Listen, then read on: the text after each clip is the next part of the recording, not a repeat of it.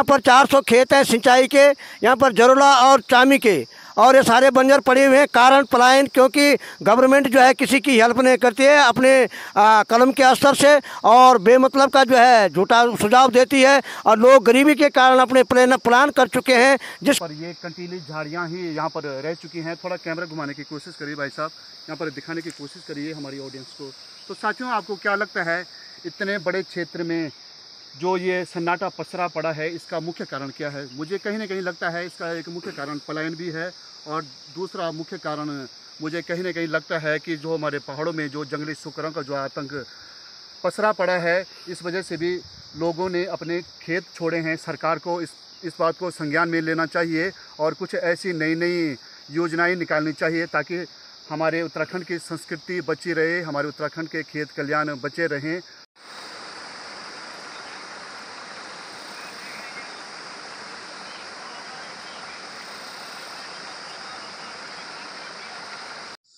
इस गूल की स्थिति आप लोग देख पा रहे हो साथियों। किसी टाइम पर इसी कूल से इन खेतों का भरण पोषण होता था, और आज की डेट में ये देखे साथियों, लालटेन जमी पड़ी है इन खेतों में। नमस्कार साथियों, मैं आपका अजीज मित्र रवि सिंह भंडारी एक बार फिर से आप लोगों के सम्मुख। साथियों, मैं उत्तराखंड राज्य के टिहरी जनपद विकासखंड देवप्रयाग का निवासी हूं, और अभी मैं हूं अपने गांव के खेतों में। ये मुख्य तौर पर जरोला के खेत हैं। यहाँ पर कम से कम 200 या 300 खेत हैं जो पूर्ण रूप से बंजर पड़ चुके हैं। क्या लगता है साथियों आपको इसका मुख्य कारण क्या हो सकता है? आप लोग देख सकते हो, मैं अभी इस पुल में हूँ जिसकी स्थिति जीर्ण शीर्ण स्थिति है। ये पुल एक मुख्य स्रोत है, मुख्य भाग है जरोला और चामी को जोड़ने का। इसकी स्थिति आज की डेट में बहुत ही ज़्यादा दयनीय हो रखी है। किसी भी सरकार ने इस चीज़ पर संज्ञान नहीं लिया है। बहुत ही दुखद स्थिति है साथियों हमारे पहाड़ों में।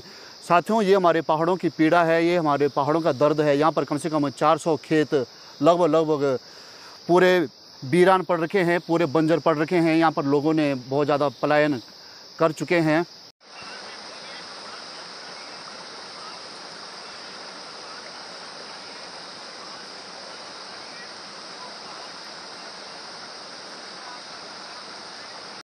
साथियों, यहाँ पर ये गूल थी किसी टाइम पर जो धीरे धीरे करके दम तोड़ रही है। आप लोग देख पा रहे होंगे मेरे कैमरे के माध्यम से।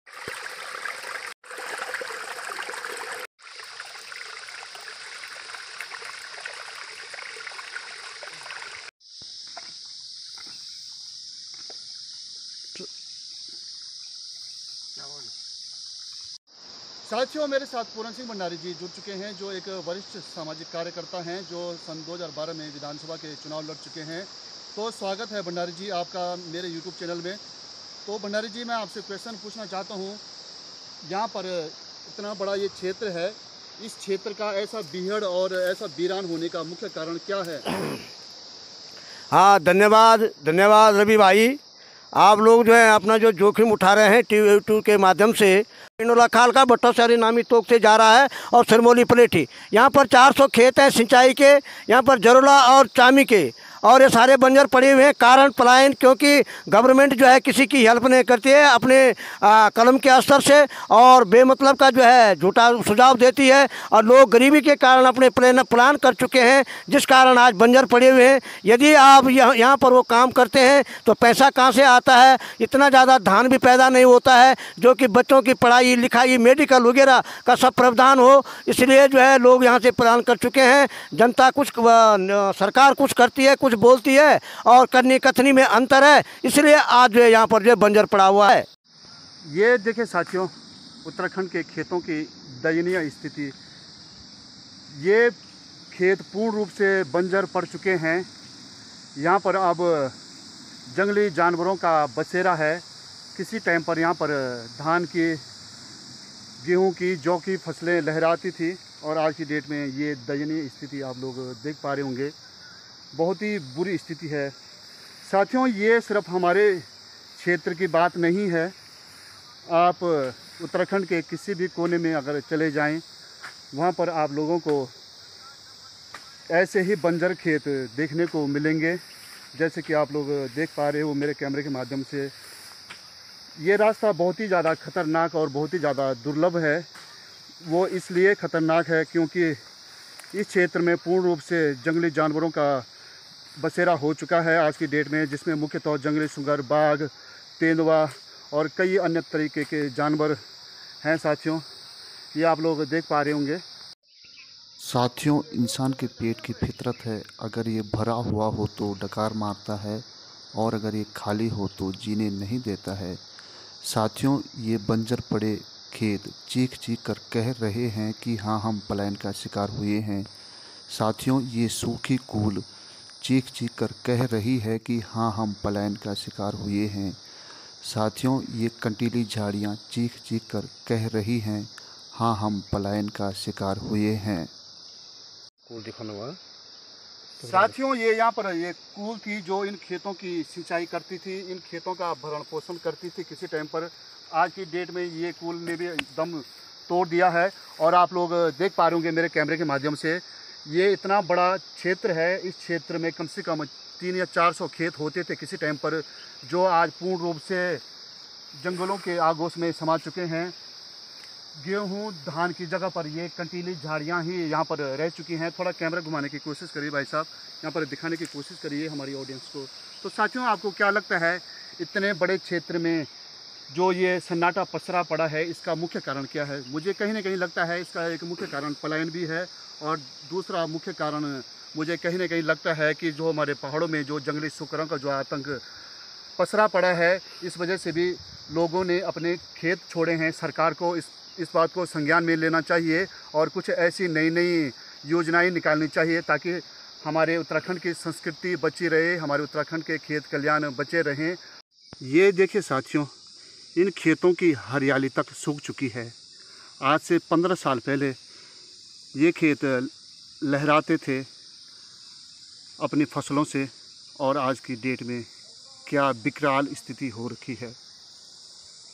पूर्ण रूप से जंगलों के अधीन हो चुके हैं ये खेत।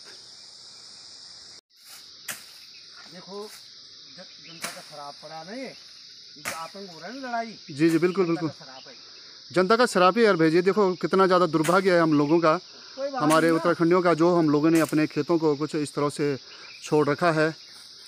ये देखिए साथियों, पूरा बंजर एरिया। साथियों, भारी रिस्क के बावजूद ये वीडियो मैं आप लोगों के सम्मुख प्रस्तुत कर रहा हूँ। आप लोग देख पा रहे होंगे इस जंगल को। किसी टाइम पर यहाँ पर खेत होते थे, आज की डेट में ये खेत पूर्ण रूप से गायब और विलुप्त हो चुके हैं। हो सकता है 2 कदम आगे हिंसक जानवर छुपे हों, जिसमें मुख्य तौर बाघ, तेंदुआ और सुकर हैं साथियों। तो साथियों, इस वीडियो को ज़रूर प्यार दें। मेरा आप सभी लोगों से निवेदन है, अगर आप पहाड़ी हैं तो अपनी संस्कृति को आगे बढ़ाएं, अपने खेत खलिहानों को इस तरह से बंजर ना छोड़ें, नहीं तो आने वाले टाइम पर हम अपनी पीढ़ियों को क्या मुख दिखाएंगे, क्या मुंह दिखाएंगे, क्योंकि इन्हीं खेतों के सहारे हमारा भरण पोषण हुआ था किसी टाइम पर और आज की डेट में हम लोगों ने इन खेतों को त्याग दिया है। साथियों, ये आप लोग देख सकते हो, बिल्कुल भी आगे जाने का रास्ता नहीं है। डंडे से रास्ता बनाना पड़ रहा है हम लोगों को, क्योंकि इतना ज़्यादा यहाँ पर जंगल हो चुका है इन खेतों में। आप लोग इसी से आइडिया लगा सकते हो कि इन खेतों की स्थिति कैसी होगी इस टाइम पर। आप लोगों ने वीडियो के माध्यम से भी देखा होगा, पूर्ण रूप से जंगल हो चुका है यहाँ पर, बहुत ही भयंकर जंगल हो चुका है यहाँ पर। इस क्षेत्र में कई बार लोग अपनी बकरियां चराने आते हैं, वो भी भारी रिस्क पर, क्योंकि यहाँ पर कंटिन्यू पता नहीं कितनी बकरियों को जंगली जानवरों ने मारा है।